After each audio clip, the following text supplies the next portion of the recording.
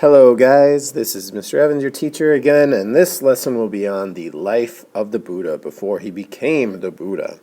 Now, Buddha means, let's go with the red. Buddha means the enlightened one. Enlightened means to be wise and to be smart. And so Buddha had to become the Buddha. But before he could do that, he had his own average name. He was an average person, and his name was Siddhartha Gautama. This is an A. And so he was an average person. But let's get into that, his life before he became the Buddha. Now, his early life, he was born around 563 BC, so that's almost 2,500 years ago, or a little over 2,500 years ago. And he was born into the Kshatriya social caste. The Kshatriya social caste. It's over here. And as you can see, or as you remember, those were the warriors. And he was born into like a high level of the Kshatriya class. He was actually a prince, and so he was born very, very wealthy. He lived a life of luxury, and so he had a lot of gifts and happiness around him. But he was not happy. In fact, he began to really wonder, and he was unsatisfied. But he began to wonder why people were suffering. Why did people have to endure and live with people dying or pain and all of this suffering? And he began to kind of question his own wealth and why people are still suffering even if they're wealthy. And so he really started to focus on that. And he focused so much that he kind of gave up being a prince, and he decided to kind of wander around and give up all possessions to try and find the meaning of this suffering. And so he decided to search for answers, because he couldn't figure out why people suffered. And so this quest to discover the meaning of life, the meaning of why people suffered, caused him to leave his home before he reached the age of 30.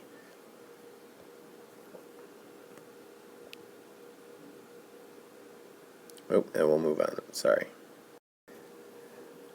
Now, Siddhartha Gautama traveled for many, many years. The average, they think it's around 6 years or so that he traveled, but no one really knows, exactly for sure.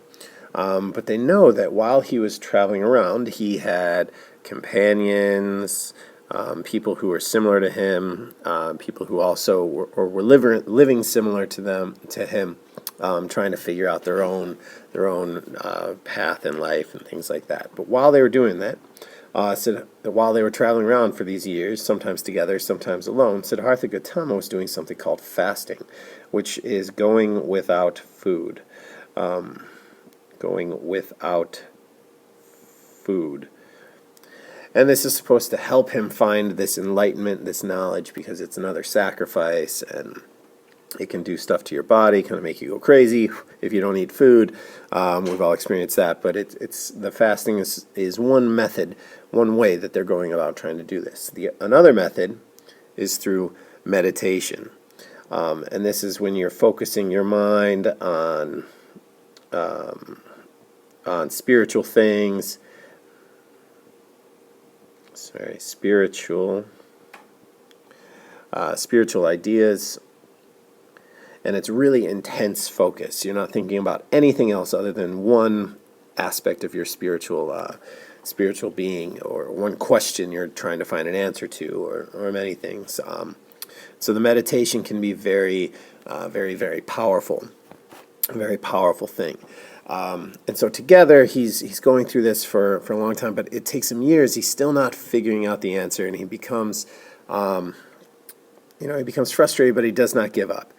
Finally, one day, he stops near the Ganges River, a town called Gaya, and he sits underneath a banyan tree, and he starts to meditate. And he meditates for a long period of time. They think about 7 weeks of meditation. That's a long time without moving, with just thinking about things so after this 7 weeks, he kind of has something called an epiphany, and this is when he realizes where human suffering comes from. This is his big wake-up moment. An epiphany is when he realizes and wakes up. He now becomes the Buddha. He becomes enlightened. He knows about suffering, and we'll move on. So now this is what the Buddha, Siddhartha Gautama, now that he's enlightened, this is what he learned in that epiphany. He learned where human suffering comes from, and he believes that it comes from three different things.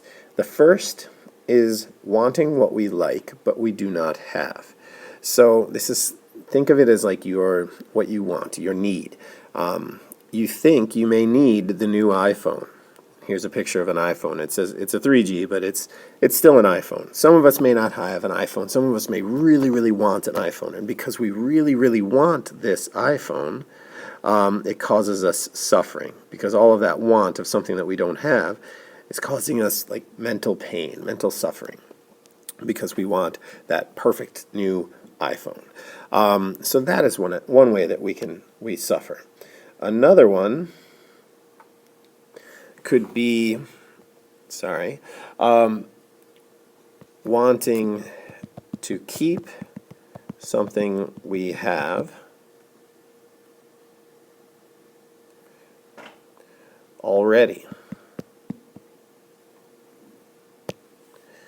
Wanting to keep something we have already. So we all have our computers. You're probably watching this video on your school computer. We all want this.